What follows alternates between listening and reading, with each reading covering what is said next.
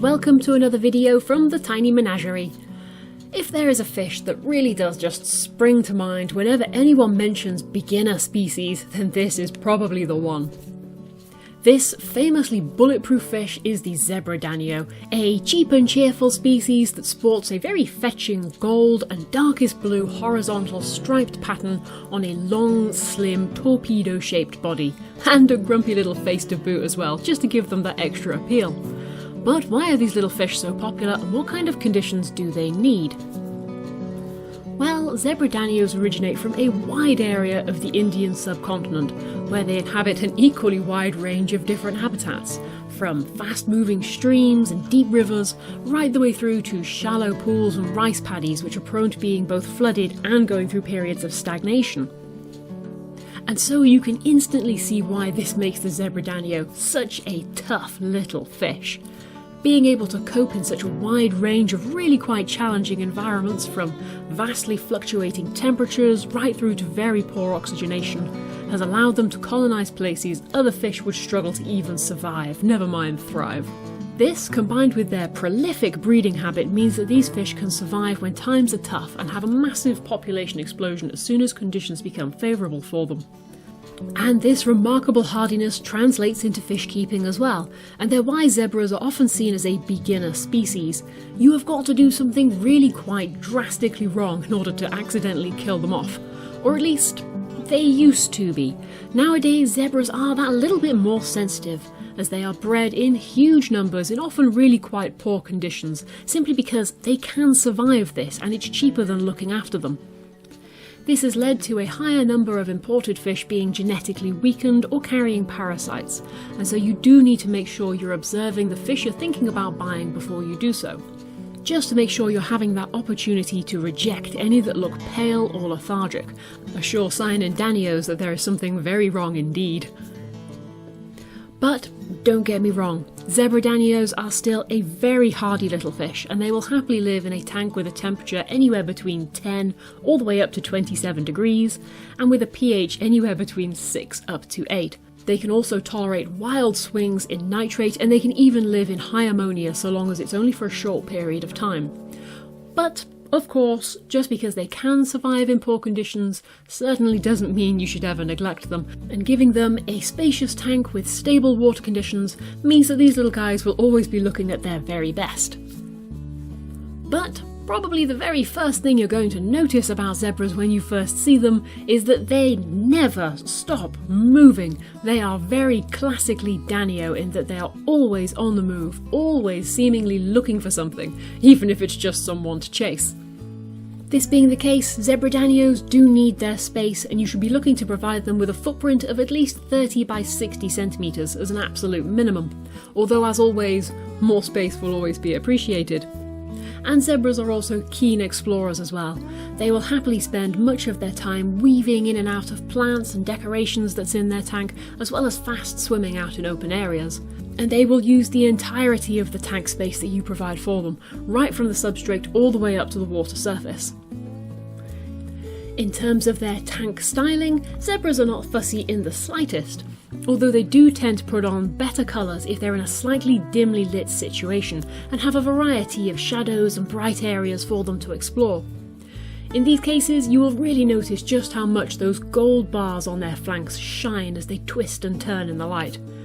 And conversely, in very brightly lit tanks, they tend to lose just a little bit of that deep blue striping on the side of them, leaving them look just a tad washed out.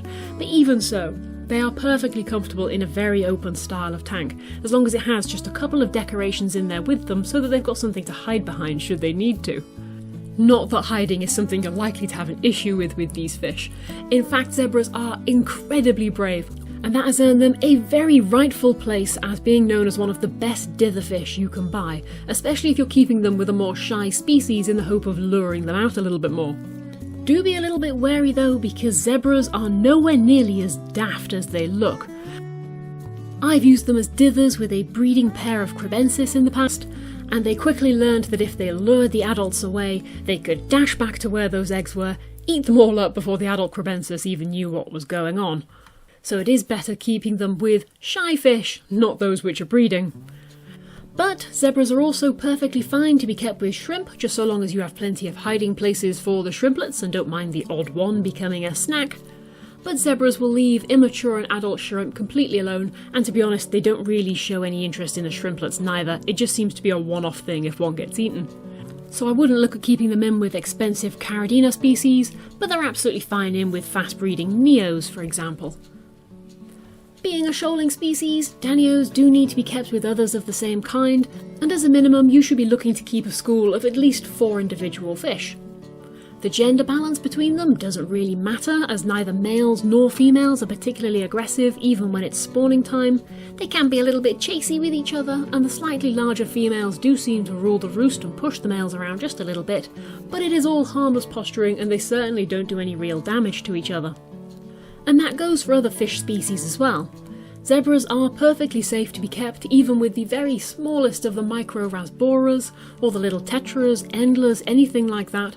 Although they can grow up to 2 inches, maybe even 3 in length, and so they can eat pretty much any fry that they come across. So if you're going to be keeping them in with endlers, for example, any of your live bearers, you may find you're not seeing any of the fry coming along, and it's likely to be the Zebra Danios who are to blame.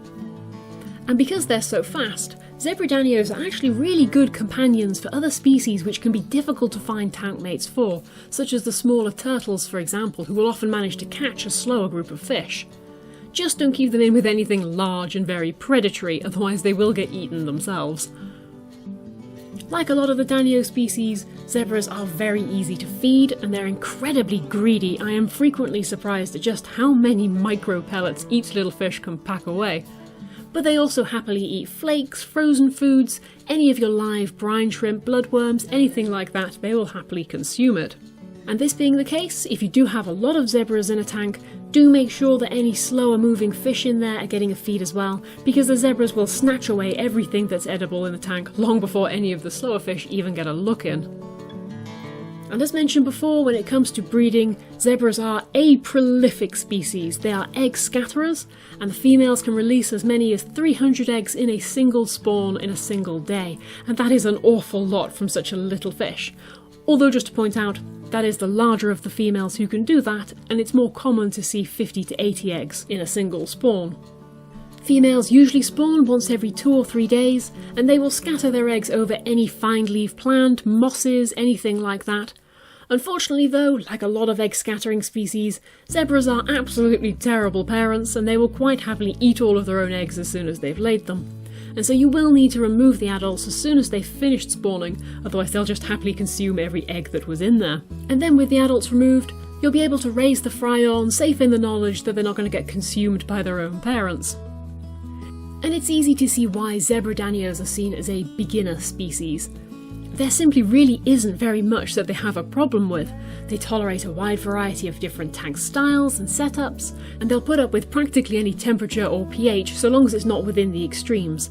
And they're also very easy to breed and so very cheap to buy. But they really are more than just a beginner species. In fact, I hate that they get called that.